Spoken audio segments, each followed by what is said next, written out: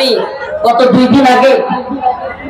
দুই দিন আগে গতকালকে রাত্রেই মনে হয় সম্ভবত আব্দুল হান্নান মাসুদ নামে একজন সমন্বয়কের যারা বৈষম্য বিরোধী ছাত্র আন্দোলন করেছে তার একটা ভিডিও দেখতেছিলাম।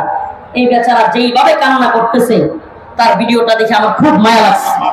আব্দুল হান্নান মাসুদ এই ব্যক্তি দেশের প্রতি দরদে ভালোবাসায় কিছু কথা বলেছে। কথাগুলো বলেছে যে আমরা বাংলাদেশটাকে গড়তে চাই, একটা সুন্দর বাংলাদেশ দেখতে চাই, এতগুলো ছাত্র জীবন দিয়েছে, এই দেশে আর চাঁদাবাজি দেখতে চাই না, টেন্ডারবাজি দেখতে চাই না।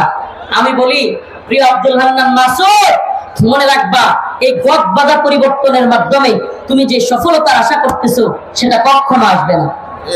প্রকৃত পক্ষে যদি চাঁদাবাজি বন্ধ করতে চাও, টেন্ডারবাজি বন্ধ করতে চাও, সুদ ঘুষ জুলুম অত্যাচার সবকিছু বন্ধ করতে চাও, তবে কোরআন সুন্নাহ অনুযায়ী রাষ্ট্র ব্যবস্থা লাগবে।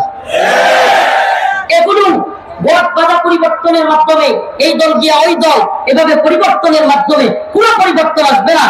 বিভিন্ন দলের ভাইরা আমাদের কথায় ভুল বুঝতে পারেন, কিন্তু কিছুই করার নাই।